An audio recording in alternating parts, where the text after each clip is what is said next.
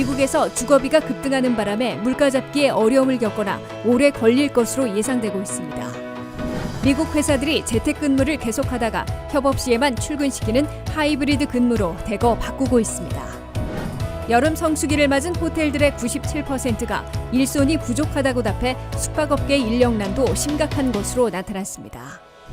미국에서 전파력과 돌파 감염이 매우 강한 오미크론 하위 변이인 BA.5가 갈수록 기승을 부리고 있습니다. 도널드 트럼프 전 대통령이 대선에 재도전할 경우 공화당 1위를 차지하고 있음에도 과반 지지가 무너져 위태로운 것으로 조사됐습니다. 여러분 안녕하십니까? 워싱턴 뉴스 투데이입니다. 미국에서 주택 모기지와 렌트비 등 주거비가 급등하는 바람에 물가 잡기에 어려움을 겪거나 오래 걸릴 것으로 예상되고 있습니다. 한 해에 15 내지 20%씩 급등한 렌트비와 주택가격으로 소비자 물가도 0.5% 내지 1%포인트씩 상승해 연준의 물가 잡기에 발목을 잡고 있습니다. 김윤미 기자가 보도합니다.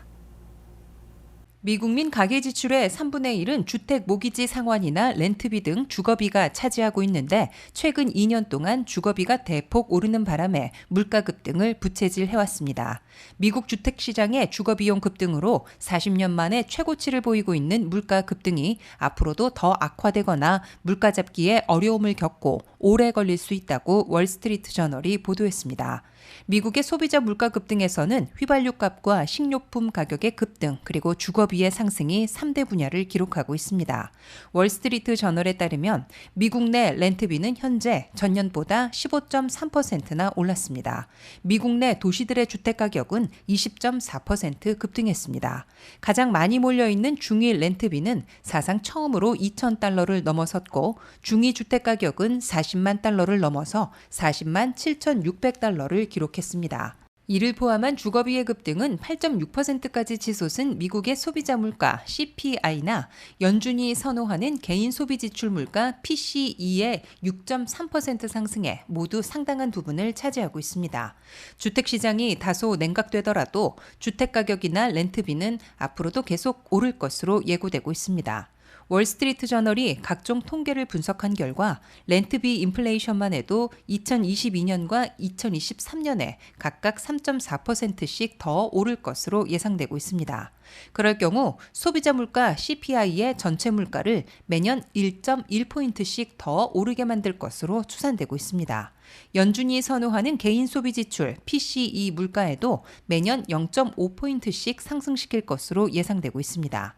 연준은 현재 기준금리를 올 한 해 동안 7차례에 걸쳐 3.5%까지 올려 PCE 물가를 6.3%에서 5.2%로 1포인트 낮출 수 있을 것으로 공개 제시해 놓고 있습니다. 이는 역으로 PCE 물가를 1포인트 낮추는데 근 10개월에 걸쳐 기준금리를 7번 연속으로 3.5%나 올려야 한다는 뜻입니다. 이 때문에 주거비 급등으로 올해와 내년 해마다 소비자 물가로는 1.1포인트, PCE 물가로는 0.5포인트씩 전체 물가를 올려놓을 것이기에 물가 급등을 악화시키거나 적어도 물가 잡기에 어려움을 겪게 하고 오래 걸리게 만들 것으로 해석되고 있습니다. WKTV 뉴스 김윤미입니다. 미국 회사들이 갈수록 재택근무를 계속하다가 협업 시에만 출근시키는 하이브리드 근무로 대거 바꾸고 있습니다. 이를 위해 사무실 규모를 줄이고 개인 책상 대신 협업을 위한 공동 공간으로 바꾸고 있는 것으로 나타났습니다. 김지수 기자가 보도합니다. 팬데믹 이후 일상으로 복귀하고 있어도 미국 회사들의 근무 환경에는 일대 변화가 이루어지고 있습니다. 상당수 회사들이 전 직원을 주 5일 모두 출퇴근시키는 예전의 근무 형태로 되돌아가지는 않고 있습니다. 대신 재택근무를 계속하다가 협업을 해야 할 때만 당사자들을 출근시키는 하이브리드 혼합 근무 형태로 대거 바꾸고 있다고 월스트리트 저널이 12일 보도했습니다. 재택근무가 가능한 업종의 상당수 회사들은 5일 가운데 적어도 3일은 재택근무를 하고 하루 이틀 사무실에 모여 협업하는 하이브리드 근무 형태로 바꾸고 있는 것으로 보입니다. 하이브리드 근무 형태로 바꾸게 되는 이유는 유가 폭등, 물가 급등 속에서 주 5일 출퇴근을 하면 생활비가 많이 들어 직원들이 대거 재택근무를 선호하기 때문으로 해석됩니다. 또 협업 시에는 효율성이 높은 사무실 출근 근무를 시키는 게 나을 것이기 때문에 혼합 형태를 선택하게 된 것으로 풀이됩니다. 근무 환경의 변화로 상당수 고용주들은 사무실 전체 규모를 예전보다는 줄이고 내부 공간도 개인 책상들로 가득 채우는 대신 협업에 필요한 테이블식 탁자를 배치하는 등 변화를 주고 있는 것으로 나타났습니다. 또한 하이브리드식 근무로 바꾼 후에 전체 사무실 규모를 2분의 1 또는 3분의 1로 대폭 줄이고 있다고 월스트리트 저널은 전했습니다. 이렇게 되면 관련 부서별로 협업을 위한 출근일을 달리할 수 있어 하루에 전체 공간의 25%만 가동해도 돼서 경비도 절약할 수 있다고 이 신문은 밝혔습니다. 건물주들은 근무 형태를 하이브리드로 바꾸려는 회사들이 오래된 건물을 기피하고 있어 리모델 또는 수리해야 하는 부담이 늘어나고 있지만 빈 사무실이 늘어나는 것보다는 훨씬 나을 것이기 때문에 혼합 근무 형태로의 전환에 안도하고 있는 것으로 이 신문은 전했습니다. 새로운 하이브리드 혼합 근무 형태의 확산으로 고유가 시대에 출퇴근 전쟁을 치르지 않아도 되고 돈과 시간 낭비를 크게 줄이며 직원들의 교통비와 보육비, 회사의 경비를 동시에 절약할 수 있게 될 것으로 예상되고 있습니다. 이는 결국 미국의 일자리 안정, 물가 진정에도 도움을 줄 것으로 기대되고 있습니다. WKTV 뉴스 김지수입니다. 미국 항공사들이 인력난으로 항공 대란을 겪는 것처럼 호텔 업계도 인력난을 겪고 있습니다. 팬데믹으로 2020년에서 2021년 수만 명의 호텔 직원들이 해고되거나 감축된 바 있는데요. 그 영향으로 숙박, 호텔 등 관련 업계에서도 여름 성수기를 맞이해 직원을 구하느라 고군분투하고 있습니다. 호텔 숙박비가 20%에서 많게는 50%까지 오른 가운데 직원들 부족으로 메이드 서비스도 제대로 받지 못하는 경우가 잦은 것으로 나타났습니다. 미 호텔 숙박협회가 최근 500명의 호텔리어들을 대상으로 설문조사한 결과 이들 호텔의 97%가 일손이 부족하다고 답했고 49%는 심각한 수준으로 부족하다고 답했습니다. 설문조사에 따르면 호텔의 58%가 직원 채용을 가장 큰 문제로 꼽았습니다. 보복 여행에 대한 급증으로 다른 업종의 일손을 빼앗긴 호텔 숙박업계는 난항을 겪고 있습니다. 미 호텔 숙박협회는 전국적으로 약 13만 개 이상의 일자리에서 일손이 필요하다고 밝혔습니다. 제니퍼 푸고로 미 호텔 숙박협회 부사장은 다양한 직책들의 인재들이 여전히 부족한 상태이며 특히 클리닝, 프론트데스크, 유지 보수, HR 이벤트, 판매 운영 등의 일자리는 더 시급하다고 덧붙였습니다. 노동부에 따르면 지난달 여가, 레저, 호텔 서비스 부분의 일자리는 6만 7천 개가 증가하며 반등세를 이어갔습니다.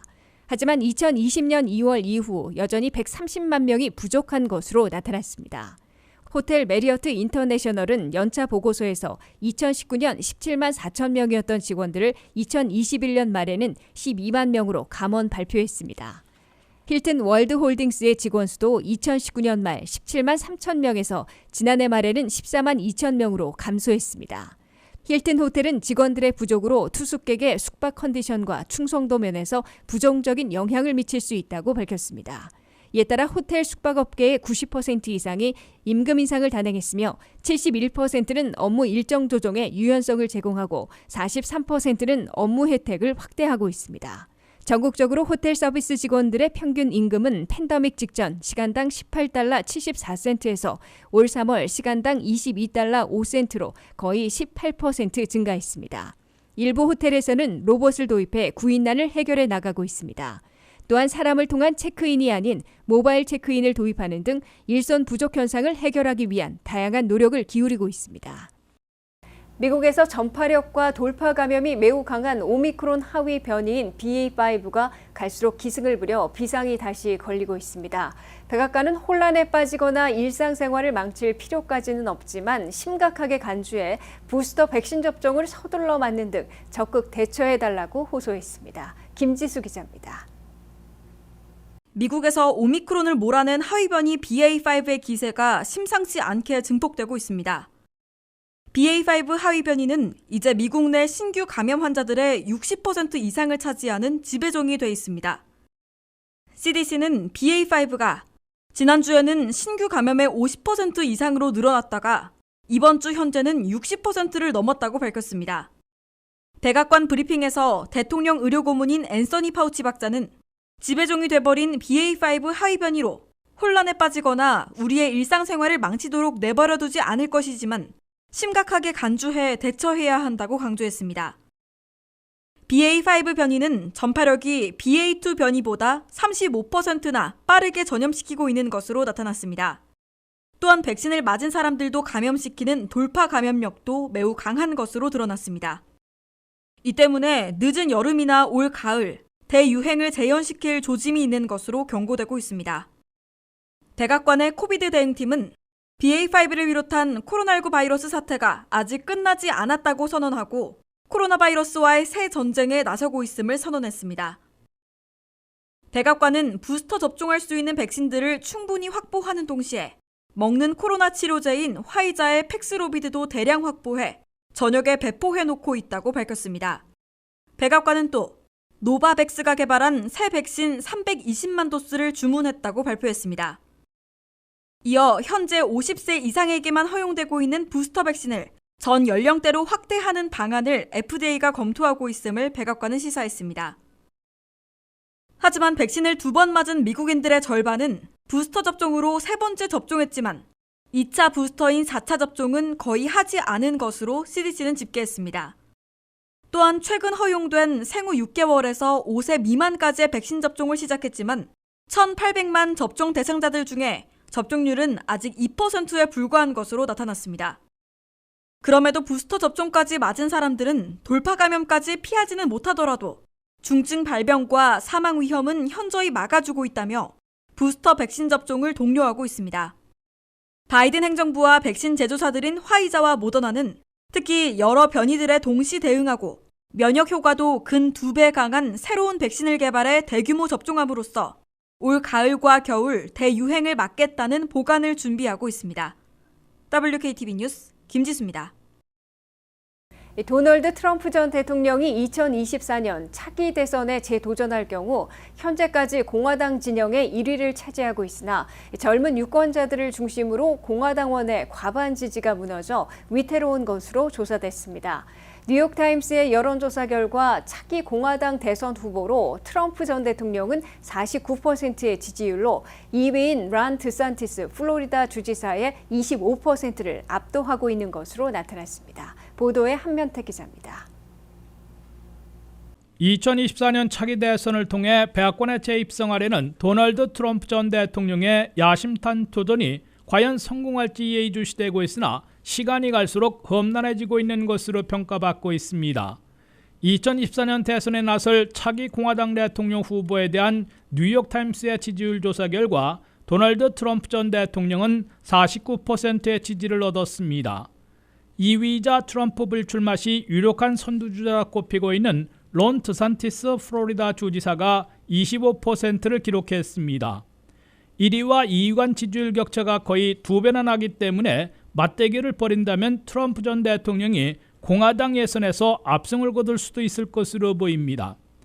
이들 두 후보들에 이어 테드 크루스 상원의원은 7%, 마이크 펜스 전 부통령과 니키 헤일리 전 유엔 대사는 각 6%, 마이크 폼페이오 전 국무장관은 2%에 그쳤습니다. 하지만 도널드 트럼프 전 대통령이 과연 2024년 대선에 재도전해 공화당 대통령 후보로 지명받고 민주당으로부터 4년 만에 백악관을 탈환하기까지는 매우 험난한 길을 걸어야 할 것으로 지적되고 있습니다. 민주당 진영이 1월 6일 위원회 조사를 통해 의사당 점거 사태를 트럼프 전 대통령이 부추긴 위법 행위가 있는지 코너로 몰아넣고 있고 뉴욕 등지에서는 트럼프 회사들의 재정 문제를 파헤치고 있습니다. 트럼프 전 대통령의 재도전을 가로막으려는 민주당 장벽을 넘기에 앞서 공화당 내에서도 과반 지지가 무너지고 특히 젊은 층의 신뢰를 상실하고 있어 공화당의 백악관행 티켓을 따낼 수 있을지 확신할 수 없는 상황으로 보입니다. 뉴욕타임스의 이번 여론조사에서도 35세 이사 젊은 층의 공화당 유권자들은 무려 64%나 트럼프의 재도전에 반대했습니다. 대졸자 이상의 엘리트 공화당원들의 65%도 트럼프 재도전에 지지하지 않는다고 답했습니다.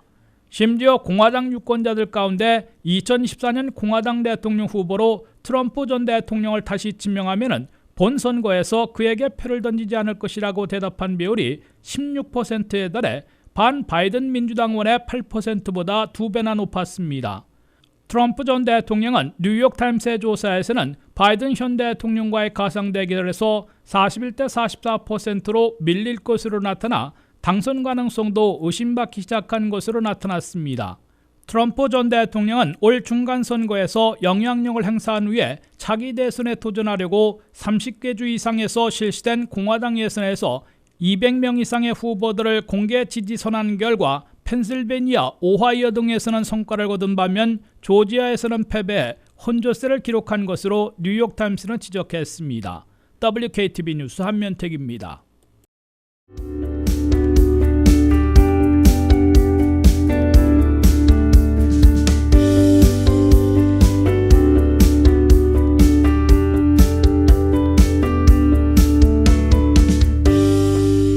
이상으로 워싱턴 뉴스투데이를 마치겠습니다. 시청해주신 여러분 고맙습니다.